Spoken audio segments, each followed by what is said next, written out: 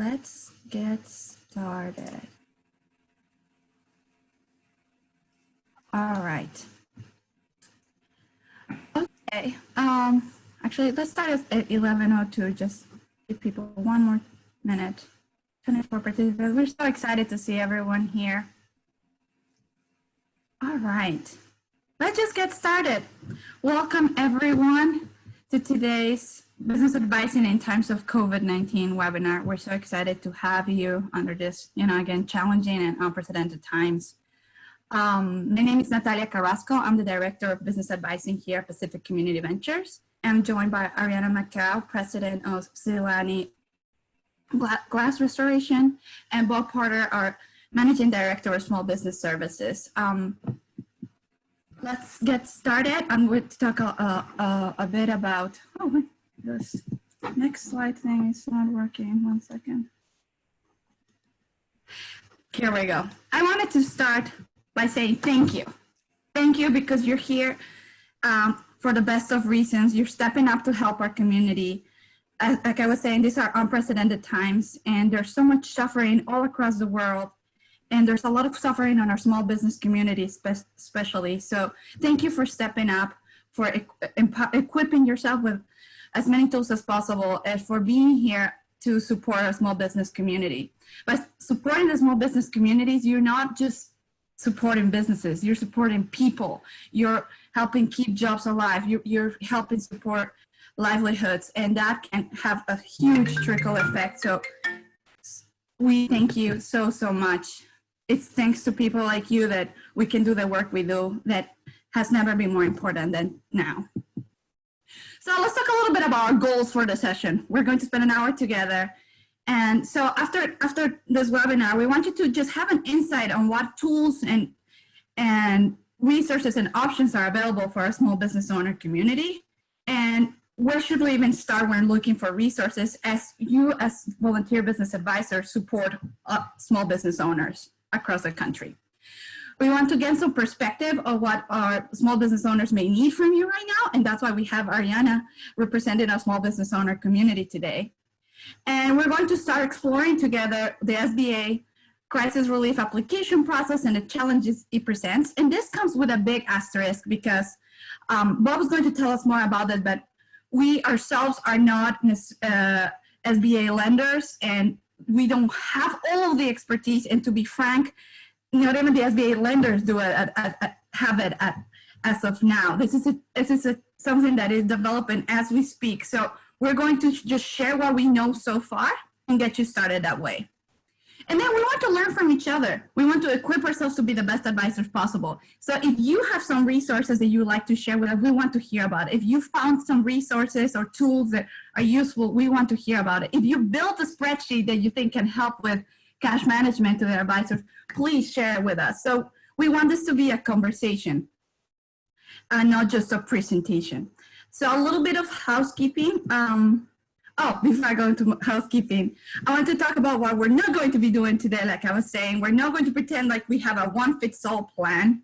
We're not going to pretend, because no one does. We're not going to pretend that we're the experts on SBA funding, or that we are here with some relief fund available because we're going forward with our regular lending program, but we don't as of now have emergency funds to deploy today. So I just wanted to put this asterisk into context. So as I introduce our panelists, we have Bob and Ariana joining me today. Here I am with my pre-pandemic look. And we're happy to answer all of your questions. So this is the agenda of what we're going to go through today. And one thing that I wanted to talk about in terms of housekeeping is that we'd love to hear all of your questions and comments. So we have allocated 20 minutes in the end for questions, to go through as many questions as possible. We're going to have a small panel with Ariana in the middle of the session. And then I would love for you to write down all of your questions as you think of them in the chat, in the question area. If you hover on your screen and go to the bottom, you'll get a Q&A option. And when you click in there, just type away, and then we'll go through them at the end of the presentation. We're going to be monitoring the questions too. So if we see a question that maybe we'll jump in the middle of the conversation. That's okay too, if time permits. We're going to talk about a little bit of introduction to relief funding, what we know so far and what we don't know. We're going to have the insight into the small business point of view, the small business owner point of view, featuring Ariana. And we're going to talk about where to get started looking for resources and tools available. We're going to talk about some tips as to how to go about business advising in general during these tough times to make you the best advisor possible. And then we're going to talk about some specific needs that our community has right now and talk about ways that you can help. And then we're going to have our marvelous 20 minutes of Q&A. So please add the questions away. So with that, let's get started. Let's talk a little bit of why we're here. Our small businesses are hurting. You probably heard statistics like this already. That's why you're here. There have been over 10 million jobs lost in the last 2 weeks. That means 10 million livelihoods. Families are facing a lot of unknowns right now. And until last month, for example, the worst week in unemployment filings showed 695,000 reports in 1982. Last week, that number was 6.6 million. So I don't need to tell you that how massive this crisis that we're facing is. Our industry losses in the restaurant industry alone were $25 billion in sales, and almost everyone is hurting from it. 96% of businesses have reported that they've been impacted in more one way than another. So this is why we need to step up as a community, and this is why they need us more than ever. All of us as business advisors have some way to support small businesses, even if it is just to lend an ear and be that supportive rock as they try to weather this storm. So with that introduction, we're going to have Bob walk us through what we know so far in terms of relief funding. Bob, I'll let you take it from here. All right. Wait for the slide to pop up on my end. There we go.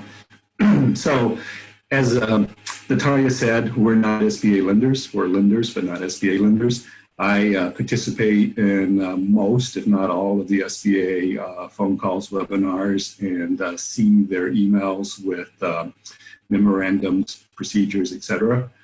This is the information we believe that we know. We're presenting it for informational purposes only. And I can answer some questions, but perhaps not all. So the EIDL, as it's being called, because it's shorter than saying the Economic Injury Disaster Loan, is available. Unlike most SBA loans, which are facilitated through lenders and only certified and guaranteed by the SBA is actually doing the EIDL themselves. So when you go to disasterloans.sba.gov, you see the application. They're doing it from start to finish.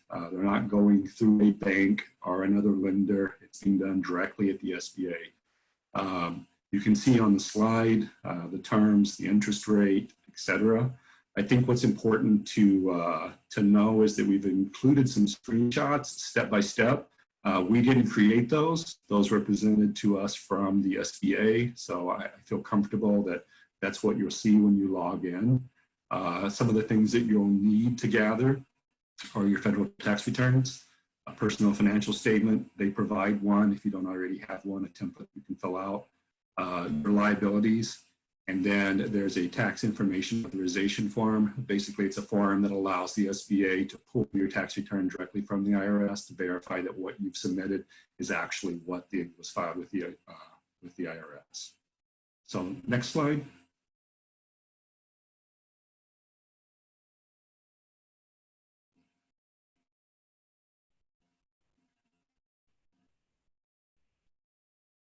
So I think it's important that first line, apply ASAP. There is funding, but the funding does have a cap. I was on an SBA call at 9 this morning. There were hiccups in the process. They typically, just to give some frame of reference, they typically do 30 billion a year in applications. They are asked to do hundreds of millions, hundreds of billions over the next 2 months. So they had some issues with website crashing. They had some issues with the online application. They had some issues with various different things. Those seem to have been addressed, and the process seems to be running much more quickly. Again, unlike the normal SBA lending, you don't have to apply through a bank. This is directly through the SBA. 10,000 is a grant. That is available much quicker than the entire approved loan, or if you aren't approved, that 10,000, they're trying to get out the door very quickly. Some of the rules and regulations are still being developed as they go. One of the SBA people said on a phone call on Monday that they were building the plane as it crashes into the ground. They've been asked to do a lot very quickly, and I've actually seen huge improvements over the last 3 or 4 days. So they're working very hard to try to address the need to get the EIDL money out the door. Unlike most SBA loans, no personal guarantee. They do require a personal guarantee on over 200,000, and they do secure loans on loans over 500.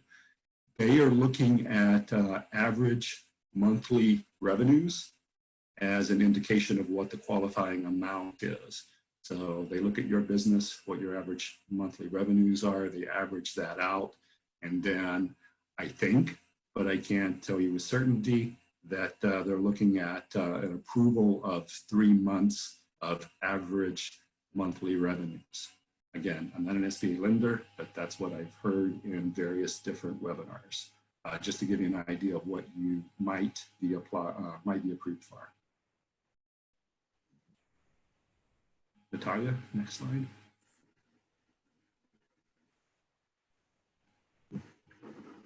Can you see it? I can now, thank you, it just popped up. No problem, there's a little lag, I think. Yeah, well, the joys of all of us trying to use Zoom throughout the world all at the same time. The second program is the Paycheck Protection Program, the PPP, or as a lot of us have started calling it, P3, just to help simplify it. The P3 is a much quicker process. It has to go through a SBA lender. So through a bank, through an SBA lender, through anyone who does SBA loans. The SBA realizes that this protection, the P3, everyone wants to take advantage of it, including nonprofits who are eligible, like PCD. So they've actually have a 2-page application that if you aren't currently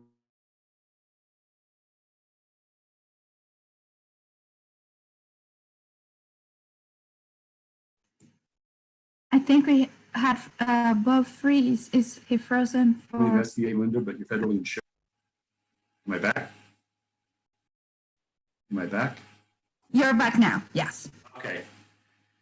So I don't know where I left off, but the P3 has to be done through an SBA lender, through an SBA bank that does SBA loans.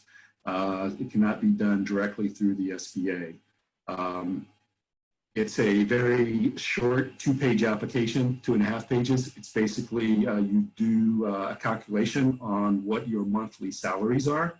They are approving 2.5 times that amount in terms of a forgivable loan. If you show that you used it for either salaries or rent or utilities, it's 100% forgiven, and you owe no interest, no penalties in the future.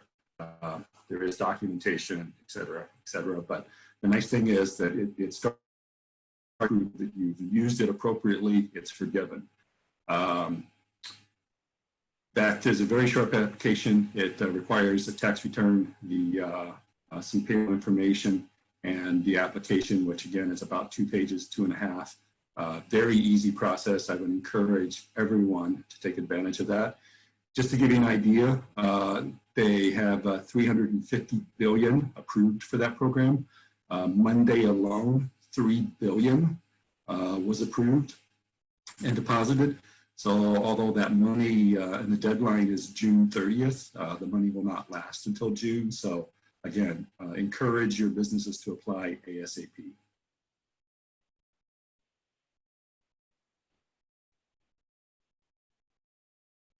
So with that, I am so thankful and proud to introduce you to Ariana Makau. She's president of the Nzilani Glass Conservation. She's based here out of Oakland, and she's been a fantastic advisor to us as a representative of the small business owner community, and we're so proud to have her as part of the PCB community and family. She has started the process of going through both of these funding applications. So we wanted to share with you a little bit of how does it look like from a point of view of an actual small business owner. So Ariana, thank you so much for being here. We have a couple of questions we'd love to go through, and please everyone bear in mind, if you have any questions for Ariana, start typing them up and we'll go over them at the end of the presentation. But let's get started with, can you share a little bit about your overall experience applying to the funds we just described? How was it like? Yeah, sure. So first of all, before we go into that, I just wanted to take a moment as a small business owner to say thank you to everyone who's attending this webinar and everyone who is a mentor for PCV. I have found everyone's support, however long I've worked with different mentors. It's been invaluable, and it's helped my business grow, and I feel like I'm a lot more knowledgeable about my business. So this is a small part of me giving back to you. So thank you so much. Now going into the overall experience, I've had my business for over 17 years. So it's an established business, and having gone through filling out different forms in the past, I knew that I needed to prepare for the long term. And I have the luxury of having a little bit of a runway, whereas I know some of the people who you'll be advising have nothing. So this is coming from my perspective, but I also am putting myself into the mindset of someone who doesn't have that much cash flow coming in. Trying to apply for both the EIDL and the P3. I love that. Thank you so much, Bob. The PPPPPL, you just go on forever. It's been really frustrating and very challenging. I think all the small businesses who are applying for this, you're an entrepreneur, so you have to hustle all the time, and you're willing to give it 100, 110%. The hard thing for me has been knowing where to apply that 110%. There's this analogy of we're building the plane as we're flying it. And that's definitely been my experience of, day one when we were put shelter in place in Oakland. The next day I was online trying to fill out the forms. Just finding where the link was to get to the form was difficult. And then for the EIDL, it used to be 5 different forms, and you could only fill them online. The system kept on crashing. I thought it was because I had a Mac, so I went and got a PC from my company, and that didn't work either. So now it's a lot more streamlined, but I feel like I lost a lot of time. I was ready to sign up on day one, but I actually ended up signing up a week and a half later just because the forms kept on crashing and there was no way to get to them. So you really have to keep your eye on the ball, and that ball keeps on moving. So that was a little bit frustrating. The other thing with the P3 is that I would advise you to tell your advisees, your first port of call should be the bank, if you have one that you have a relationship with already. Because even though there are other banks who are supporting that, I've found that because our bank took a little bit of time for them to fill out the forms, to even process them. We called other banks and other lenders. There's preferential treatment for people who have a relationship with their bank. So that should be your first port of call. And if that doesn't work, then go to your secondary sources. So that's the advice in that way. Next question. So what started touching upon it, but yeah, what did you wish you had known before getting started? Well, I had this feeling in the back of my head, but definitely for younger businesses or people who this is their first time trying to fill out forms like this, is have a clear expectation that this is not going to be a quick fix, and know that it's going to take some time. we've never had this experience before in this country. And so even though people are working as hard as possible to process forms and get the money out there, I keep on saying to everyone who I'm talking to, other business owners, that this is a marathon. It's not a sprint. And so if you are running your business expecting that this money is going to come in next week, in 2 weeks, in 21 days, maybe it will, and you'll be really excited about that. But run your business expecting like it's not going to come in that soon. So the advice that I give you to pass on to mentees is that you have to pick up yourself by your own bootstraps. You have to take care of yourself, and treat it like, yes, it is unprecedented, but it's like any business setback. You don't put it in a different category and treat it differently, even though it is different.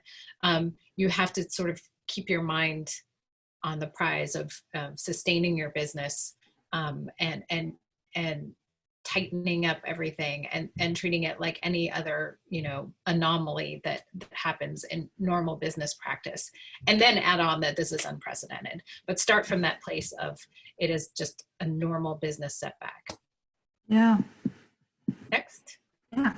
So we were also wondering, how could an advisor support you? Right. There we go. How can an advisor support you this whole time?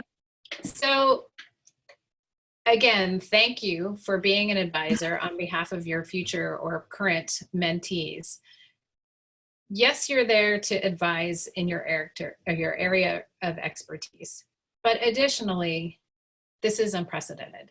So providing, however you feel comfortable, providing emotional support, and that may just be being silent and listening to your mentee say, this is crazy, I don't know what's happening.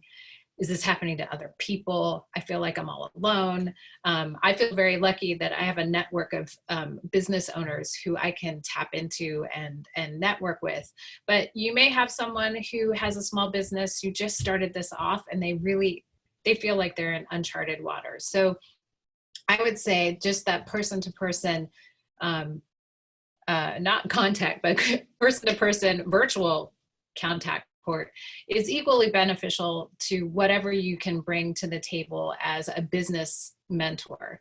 So that's really helpful. And having empathy, which I'm sure if you are here and you're volunteering, you've got that in spades already. But that is equally valuable to, just putting on your business hat and moving forward. The other thing I would advise you is, to the best of your ability, look at those forms too, even if it's not something that you're looking at with your business. So you are somewhat informed about what those forms look like, even though they're constantly changing. So I kind of feel like we're on quicksand here and we're trying to find that one plank in the middle of everything. But that would be good because you have experience. So even if you have mentees saying like, I don't know what a P&L is, if people really just started their business off, you can help explain that part. Excellent. And finally, I know you had some great tips that you wanted to share, tips or suggestions, Sure. Maybe warnings, heads ups. Yeah. So again, this is unprecedented. So sharing transparency, both transparency with you as a mentor, but what I found as a small business owner is sharing that transparency with my team. I think many times small business owners, they want to show that they're doing the best that they can, and I've got this, right? So they're not showing any of the vulnerability to their employees. And what that actually conveys is the employees are like tapping into what's happening in the world. And they know that no one's got this, really. And so that adds unease to the company, even if your company is shut down. So what I've found is the more I convey to my team, I don't know what's happening exactly, but this is what I'm doing to find out the things that I do know, has actually calmed everyone down more because I'm relatable and I'm actually showing like, we're all in this together rather than this false sense of like, I've got it when everyone knows you don't. So Yeah. transparency is great. And also as a mentor, if you say, I don't know the answer to that question, but I suggest you go to this website. Again, it's that sort of thing of like trying to shoot at a moving target, and you know, we'll give it 100%, but if we would just like to know where we're going to direct our energy. And seeking more information, you're doing it right now. Attend webinars, go and do research. When you have time to do that is helpful. Again, recommending that your mentees tap into emotional support groups. If it may not be their partner, if they're working in a really small space, to have virtual meetings with friends, just to, you know, not think about this 24/7 all the time, because it's exhausting.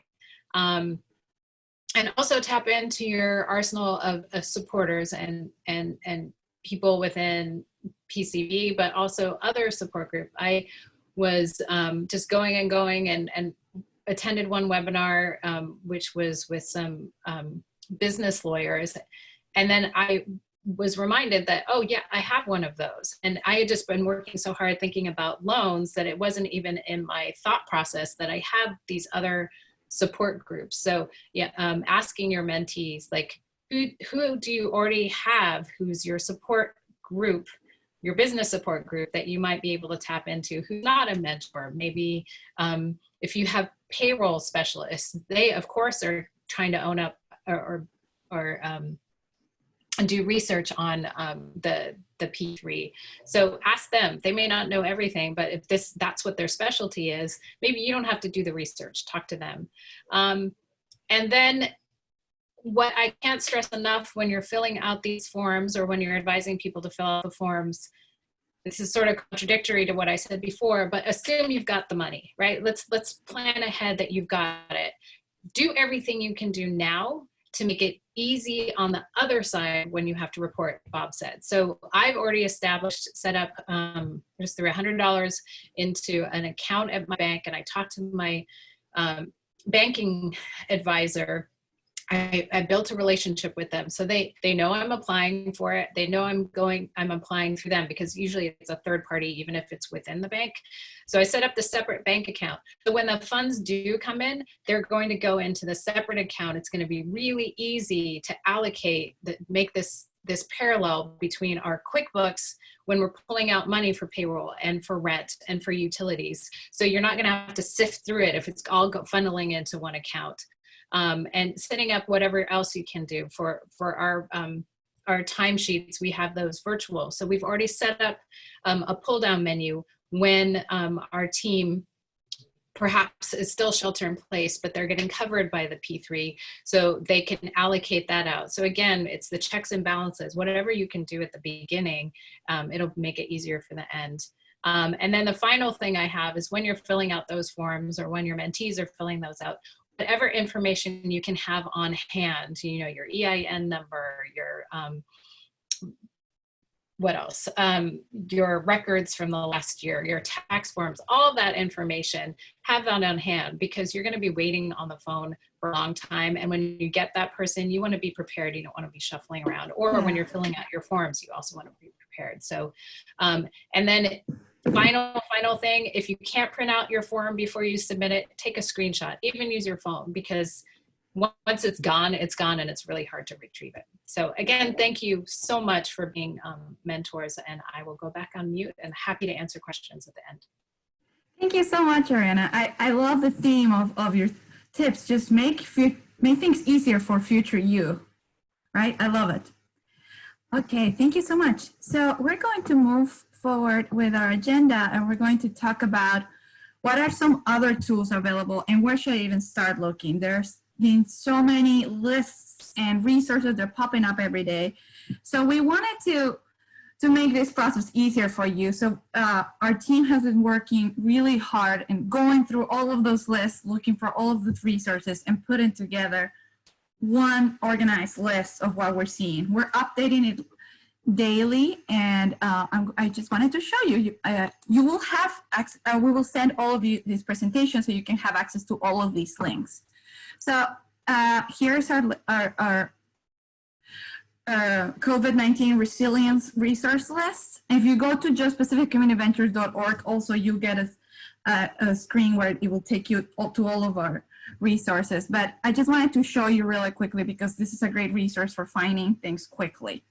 So you have here our go-to contacts, who to contact here in our organizations, but we've organized it by resources to offer pay leave. We have an FAQ. We wrote a whole piece about how to do it on a budget-friendly way. Then we separated by resources for small businesses anywhere. Then we have California-specific resources, Bay Area-specific resources, San Francisco, and so on. So as you can see here, links to, for example, reports, but there's also links to other funding sources. Like, for example, you can see there's a San Francisco revolving loan fund specific. So you can click in there. So you can explore this and know that all of these links go to real places that our team has spent the time vetting and looking for and just making sure everything's organized. It's Oakland specific and so on. So please take some time start here and look for resources here and continue coming back because we're updating it on an ongoing basis. So it's a great place to get started looking for resources. Then, as Ariana was talking about, emotional support is so important for our entrepreneurs right now. Entrepreneurship can be such a lonely journey because small business owners cannot really, vent or commiserate with their employees because that can be scary, or their investors. So we realized by talking to a lot of our small business owners that there's a lot of value in coming together as a community. So we created a support group. We're using Facebook for it. You can click here to join. And it's just a place for everyone to share learnings, share struggles, share challenges, and share resources. We have our team there moderating and supporting, but it's yours and your small business owners, your mentees. Finally, I put a link here for PCB's guide to budget-friendly ways to offer paid leave. And when you go here, it will take you to our blog where you can read more. I would love to invite you to start exploring the other resources we have here on the blog around pay leave and our Good Jobs, Good Business initiative and other ways to make sure that you're focusing on thinking about quality jobs as you're going through all of this unprecedented situation. Finally, as Bob was saying, things are changing every day. So we found that to be very useful to look at this New York Times Small Business Funding FAQ site. You'll see the link. It's useful because it has a lot of frequently asked questions that we're all thinking about, but they're updating it on an ongoing basis.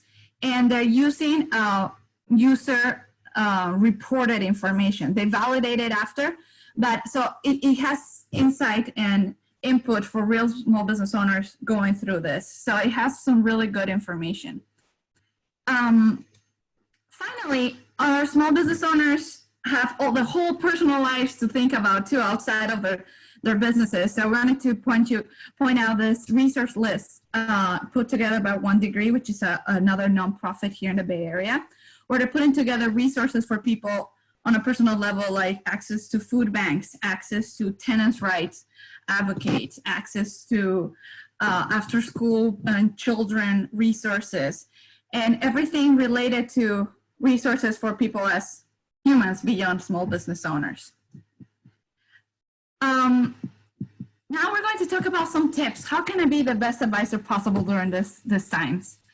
Like Ariana was saying, a big one is practice empathy, which is something that Ariana was saying, as volunteers, you probably already do, so I'm preaching to the choir, but just be there and listen and make sure that you try to be there on an emotional level beyond your business expertise level if possible.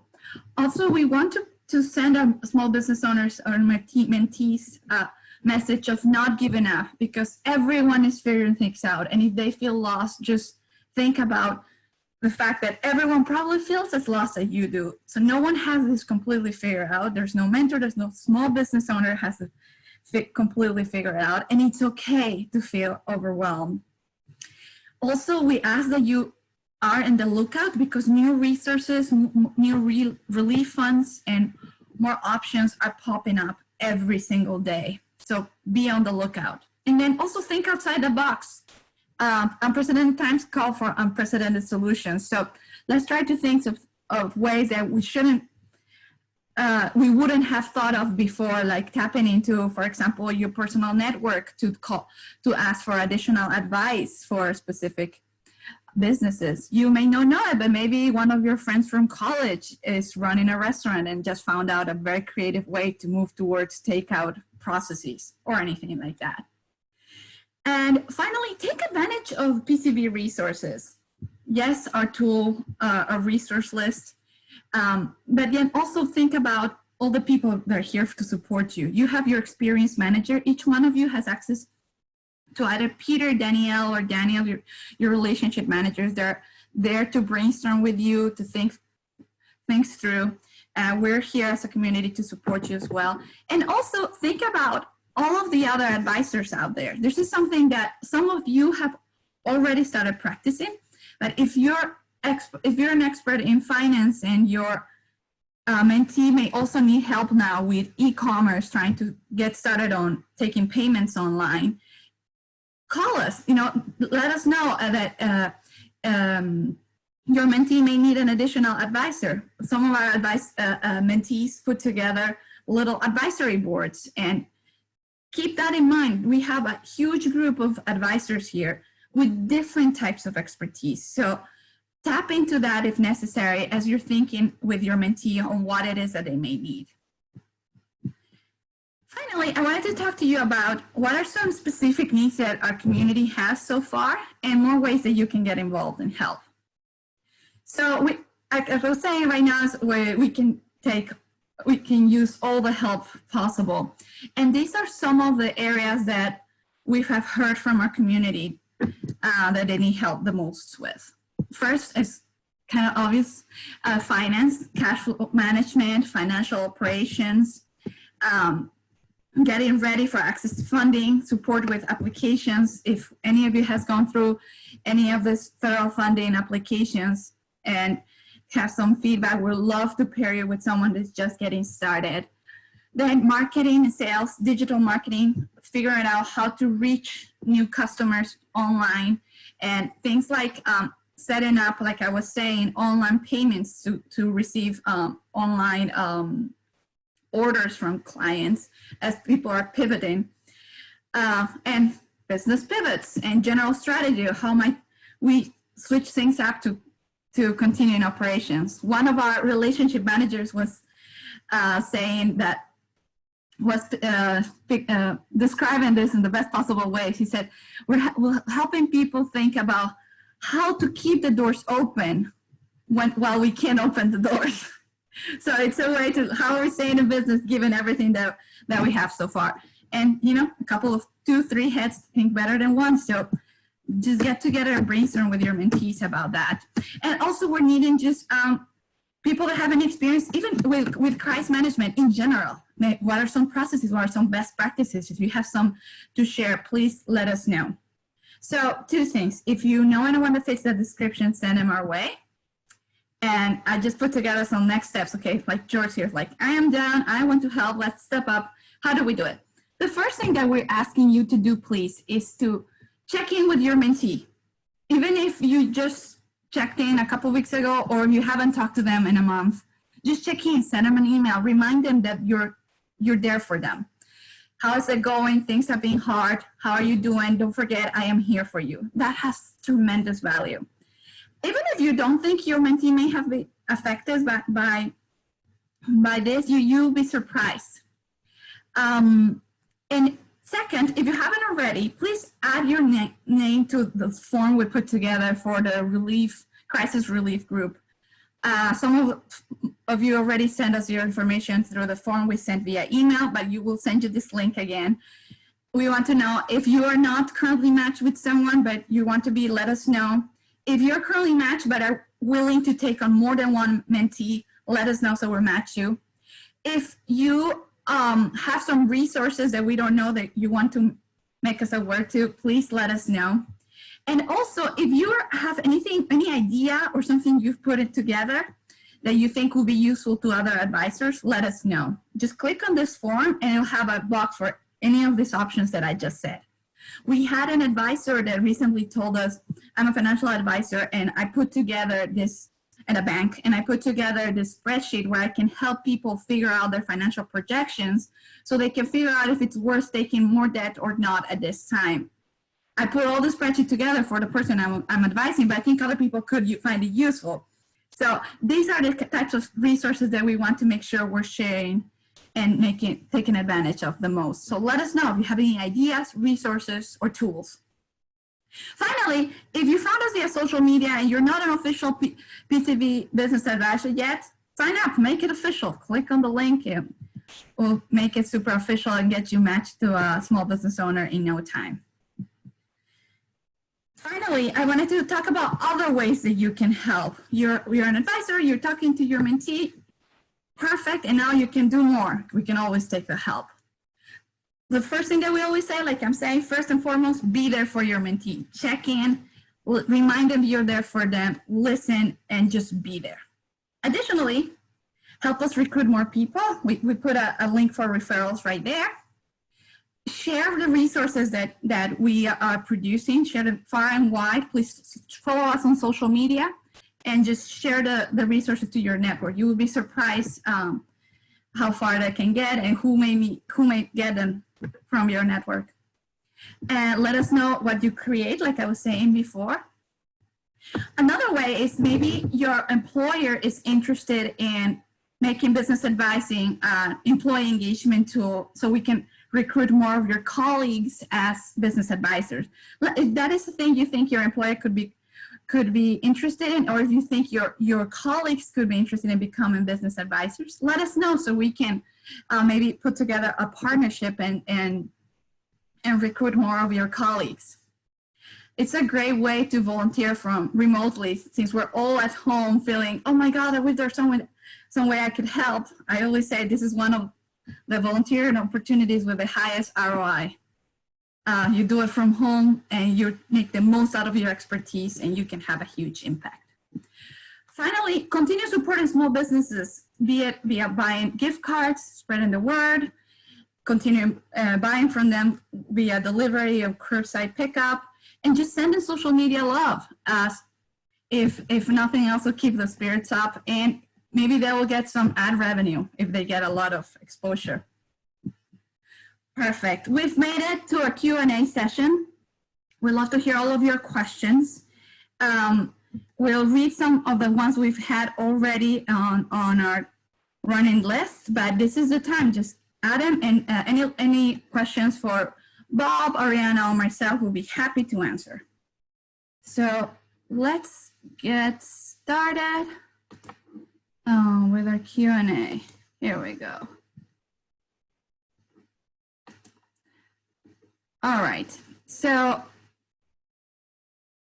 Bob has been replying to some of the questions online, and just as an FYI, I'm not 100% sure if everyone can see the questions, the answers, so we'll go through a couple. So someone was asking if we can apply for both EIDL and 3P. And from what we understand so far, yes. And I know someone else asked, where can I find the links? For the EIDL, we included a link in this presentation. And for the 3P, you have to go through a bank, or your current bank. But we did include here a sample of one sample application, so you get an idea of the type of questions. So you have that sample here in this presentation as well. More questions. If SBA lender does only microloans, are they able to do 3P? And Bob, do you want to take this one? There we go. From what I understand, to do the P3, you have to be a federally insured SBA institution. So some of our partners like Working Solutions in the Bay Area, who we love and we refer back and forth to, they do SBA microloans. I'm not sure they are doing the P3. I've not actually asked. I wouldn't think so, but I encouraged in that question to reach out to your SBA microlender that you might be working with or you might know for clarification. Great. Another question related to 3P was, what if my current bank is not taking 3P application, which is a great question. So we included in the presentation a link for a search tool of lenders who are taking applications based on your location. And one thing to note that we found out is that many lenders are not taking in new clients. So that is going to be something to give a heads up to your mentees about. But there are some online-only new-ish lenders who are taking new clients specifically. So we're including in the presentation a link to 3 different examples of banks that are taking new clients in case that's necessary. But yeah. Go if you can with your current bank. And I'll just add, the list is changing on a daily basis because the SBA is trying to recruit additional lenders. So the list continues to change. Some lenders like Wells Fargo who stopped taking applications because they reached their cap. There are some regulations around, they're only allowed to take a certain dollar amount based on their asset size, et cetera. They'd reached the cap, but the next day the SBA says we're eliminating the cap. So they started taking applications even though the previous day they capped out. So things are changing literally on a daily basis, which usually doesn't happen with the SBA. Usually it's pretty cut and dried and doesn't change year over year. It's changing on a daily basis, sometimes multiple times a day. The list continues to be updated. I would encourage you to find a lender who is currently accepting applications and processing applications. Mm. Some banks that are taking applications and putting you in a queue. I would be concerned that the money will run out prior to my place in the queue actually happening. Mm. So yeah, I would look for resources that are currently both taking and processing applications. I just got an email today from an old payroll processing company that we don't use anymore. And they were saying that they were pairing up with different lenders and to work with the P3 loans. I literally got it maybe 10 minutes before this meeting, but perhaps that's another avenue because they're used to processing payroll. So that may eliminate some of the bumps, like I was saying at the end, where you have to reconcile what you spent. So I would encourage people to reach out to their payroll companies as well. I can't validate that, but like you were saying, things are opening up hourly almost. So, yeah. And then if you have a relationship with that payroll company already, again, that may move you forward in the queue just because they don't have to go and vet what your past numbers are before they move you to the next step. PCV, just as an FYI, PCV, we also had issues finding a P3 lender. And we spent multiple days. We finally located one yesterday. So yeah, you're not alone as a business owner or as an advisor. It's a challenging process. There's a crush of applications. Yes.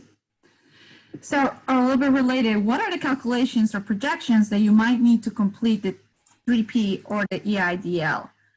I think they're fairly simple in that, for example, for the 3P, you just need to have your average payroll as of February 15. So you take the payroll that you just last paid on February 15 of this year, and that is your base number. And then you take that and you calculate, you add to it utilities and rent that you may also want to cover under this, and they can, those can add up to 25% of your average payroll. Note that, again, this details around these calculations could be changing as banks are putting together their processes, but they're going to be relatively straightforward from what we've heard. Yeah, and it's a fairly clear application compared to what the SBA normally puts out.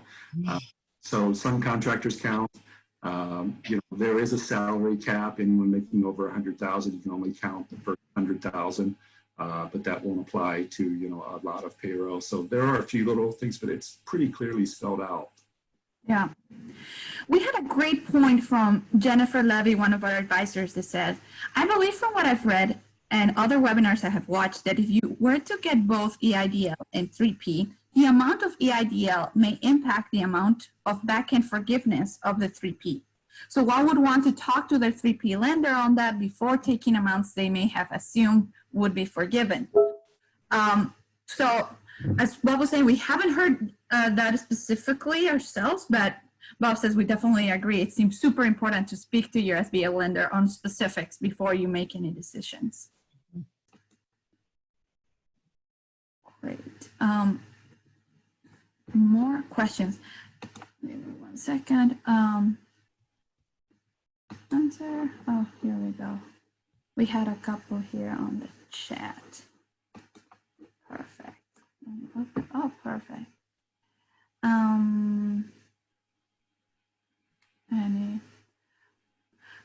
Great. So we have a question here is, what if an organization has already had to do layoffs?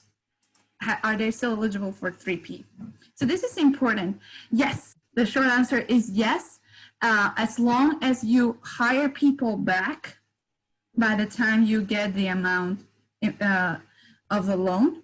And then if you have hired people back, then the loan will be forgiven.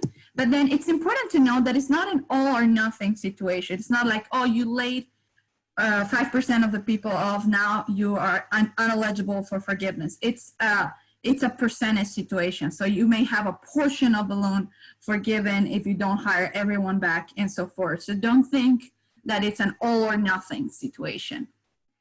And I don't believe they have to be immediate hires. I mean, obviously, if you're closed and have no revenues, you're probably not hiring someone this week, but yeah. They just had to be, there's a timeline. Yeah, there's a deadline of the date that they had to be employed at the beginning. So I think that detail is included in the presentations. A comment from Carol that says, just confirming that you have heard SBA say that you can request 3P for all employees, but if you don't hire them all back, the extra money becomes a loan or you can pay back. So all that addresses what we're talking about. Bob was saying, oh, Bob, you made a great point here about calculations. So do you want to share that a little bit more about that, the calculations of hour per week and so on? Yeah, so I think that they're looking at employees that in order to be full-time, it's 30 hours or more. I think they're looking at contractors, but there's a certain number of hours. I think they're looking at part-time, but then the calculation's slightly different. But all in all, it's like I think of it as the 1040 EZ form, where it's just that first page of very basic calculations, as opposed to like the 1040 long form with your deductions and everything, all the different schedules. So they've made it fairly simple to calculate. And the nice thing is that the organizations that are processing the P3s, I've heard and I've seen with our application, they've been great about stating you're slightly off here, or you need to tweak this, or you need to tweak. So they want to see the applications processed also. Nice. Related, would the 3P loan be available for contractors as well as employees? Unfortunately, no. It's available for part-time employees, but not for contractors. So not. I believe it's been updated to include some. You cut out there for a second. It's been updated to include? I believe it's been updated to include some contractors. Oh, fantastic. That's great news. So again, this is changing daily, so make sure to touch upon that with your SBA lender. Great, we got new questions right here. What are they asking for documentation if the owner is not on payroll? Good question. I don't think I have the answer for this. I don't have the answer for that. Yeah, sorry about that. but check on some of the resources on our resource guide. I am sure that there are some organizations that are really needy. They are going and coming through the information as it comes. So we don't know it, but I'm sure we have a link to someone who does. So check out our resource guide. Are there specific tools and articles or videos recommended that address these top needs on our Everwise platform? Not on the Everwise platform, which we wanted to make sure the Everwise platform is available only to our small business owners and our advisors. And we wanted to make sure that all of our crisis relief efforts were available to the broader community, which is why we have put everything on our public website so that anyone has access to it. So everything crisis relief and COVID-19 related will be on our resource guide that was shared in this presentation. Dr. Wayne Lim asked, what if we own multiple startup companies? Can we apply for multiple grants and loans? Don't quote me on this, but I believe this is organization specific, so I think you should. But again, I would double check with your SBA lender. I believe the same, but again, check with your SBA lender. Yes. Perfect. Q&A. SBA rules. Carol O'Connell saying there are SBO rules on affiliates. I think that was related to this last question. So again, check on those with the SBA lender because there may be rules like this. Great. Any other questions from anyone? Trying to make sure I'm checking the question and the chat room. 1 second. Chat.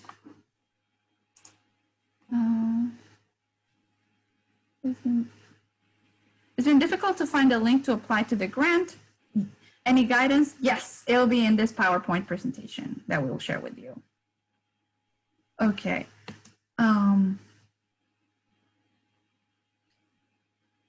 So Danielle from our relationship management team says, for startups, this may also be helpful per the question asked a little earlier. He put a blog on how to get that elusive SBA loan for your business that has this lens of the startup point of view lens. So make sure to check this link and we'll add it to the presentation before we send it out. Perfect. All right, so if you think of any other questions, I wanted to close with saying you have a team here for you. Thank you again so much for what you're doing for your community. Your support is so important and it goes such a long way, way more than you'll ever know. But know that you don't have to go on this journey alone. We're here for you. We're working constantly and trying to equip you with more and more tools. And don't forget to rely on your experienced management team. You have Daniel, Peter, and Danielle an email away at all times. Not that, you know, they're not going to email you back at 3 a.m., but they're there for you and they'll email you the next day. And if you have any other questions, any other ideas, anything else that we should be doing or we should be aware of, if you want us help us partner with your employer or anything like that, please do not hesitate to reach out. I'm including my and Bob's emails right here, direct email, so we're always an email away. And have 2 more questions on the chat. 3 said, would 3P loan be available to contract? Oh no, you already read that one. Thank you for a heartening and informative presentation. Oh, thank you, Therese, for being an advisor. Thank you for your hard work and service. None of this will be possible without you and this amazing community. Ariana said, thank you all for spending the time with us and for being a part of PCV. Thank you, Ariana. Perfect. So I want to say thank you so much to Ariana for taking the time to share her experience with us. Thank you. And thank you, everyone, for everything you do for our community. Mm-hmm. Perfect. Don't be strangers. Stay in touch. We're here for you. Thank you so much, everyone. Bye. Thank you. Thank you. Bye. Bye.